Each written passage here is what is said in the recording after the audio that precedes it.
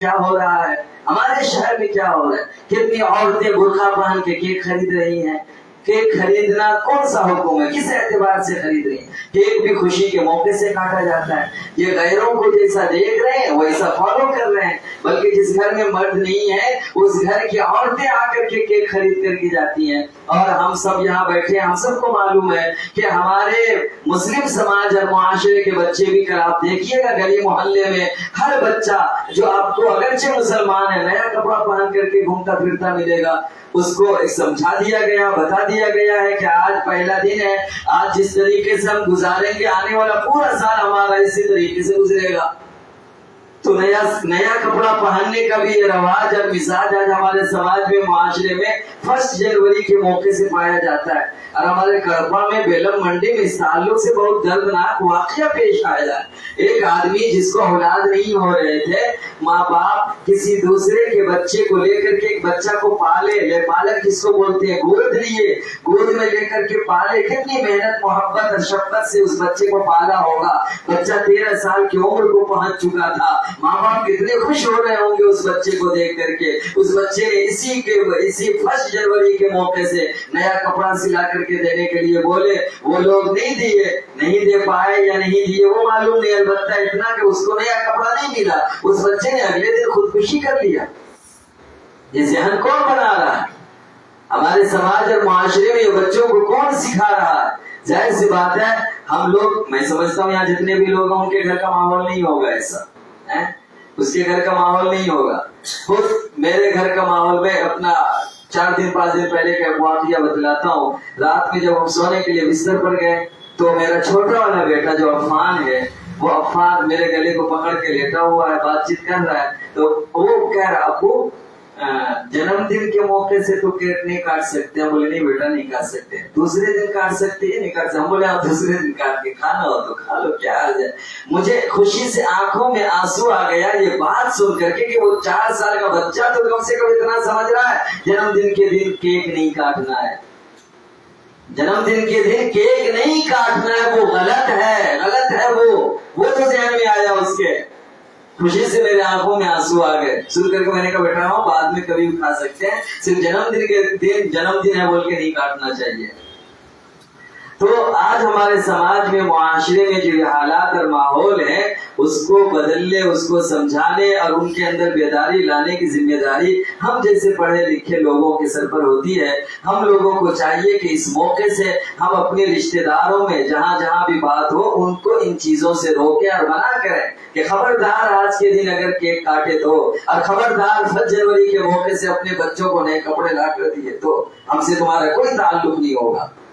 اس طریقے سے اپنے رشتہ داروں کے حد تک کہ اگر ہم کنٹرول کر لیتے ہیں، پھر ایک گھر سے 2 گھر، پھر 2 سے 3، اس طریقے سے انشاءاللہ لوگوں میں بیداری آئے گی، لوگ اس بات کو سمجھیں گے۔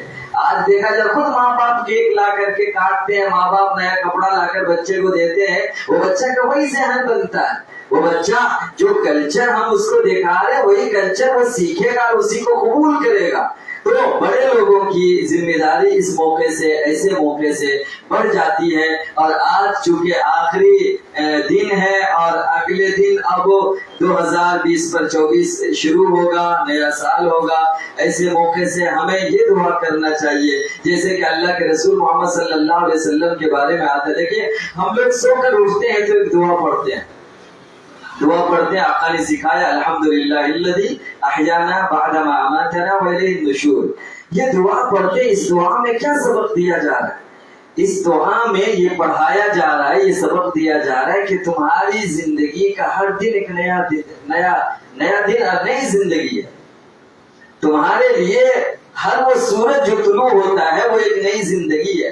ہم کہتے ہیں الحمدللہ، تمام تعریف اس اللہ کے لیے ہے، الذی احیانا، جس نے ہمیں زندہ کیا، بعد ما اماتنا، ہمارے مر جانے کے بعد۔ ہم تو مر گئے تھے، نیند کو موت کہا جا رہا ہے اس دعا میں، ہم مر گئے تھے اور اس نے ہم کو زندہ کیا۔ اس ذات کی، اس اللہ کی تعریف بیان کرتا ہے ایک مسلمان جب سو کر کے اٹھتا ہے۔ اور ہمارا آپ جانتے ہیں دنیا میں بہت سارے ایسے لوگ جو بیچارے سوتے ہیں تو اگلے دن وہ اٹھ نہیں پاتے، अगले दिन का सूरज देखना उनको नसीब नहीं हो पाता, लेकिन जिनको अल्लाह दोबारा उठाता है और जिंदगी देता है, उस जिंदगी के देने पर इंसान वो दुआ पढ़ता है, और मुसलमान खास तौर से वो दुआ पढ़ता है। यूं तो जिंदगी का हर दिन जो हमारी जिंदगी में आता है वो एक नया दिन है और नई जिंदगी है। दूसरी बात ये, आका मोहम्मद मुस्तफ़ा सल्लल्लाहु अलैहि वसल्लम के बारे में आता है, जब महीना शुरू होता था और नया महीना शुरू होता था, एक महीना खत्म होने के बाद दूसरा महीना, तो ये दुआ मांगा करते थे, अल्लाहुम्मा अहिल्लहु अलैना बिल अम्न वल ईमान वस सलामत वल इस्लाम। तो हमें भी चाहिए कि हम ये दुआ मांगे कि ए अल्लाह, अब जो ये साल शुरू हो रहा है, नया साल 20 पर 3 खत्म होकर 20 पर 4 जो शुरू हो रहा है, ए अल्लाह ये नए साल को हमारे लिए, पूरे मुसलमान के लिए, पूरे इंसानियत के लिए अमन व अमान का साल बना दे, इस्लाम और सलामती का साल बना दे, मोहब्बत और भाईचारगी का साल बना दे। ये इस मौके से हमें दुआ करते रहना चाहिए। अल्लाह के बहुत से नेक बंदों के बारे में आता है कि वो नए साल जब शुरू होते थे, मसलन 31 दिसंबर है आज, 12 बजे के बाद 23 खत्म होकर 24 शुरू होगा।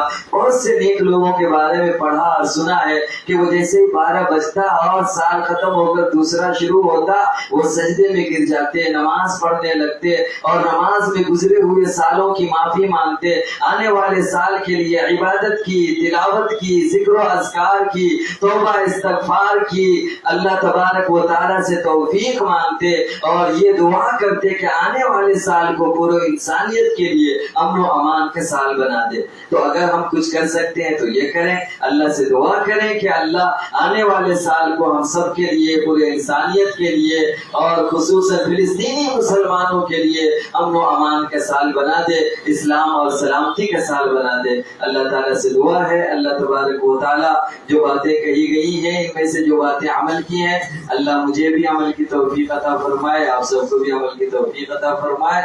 व आखिरु दअवाना अनिल हम्दुलिल्लाहि रब्बिल आलमीन।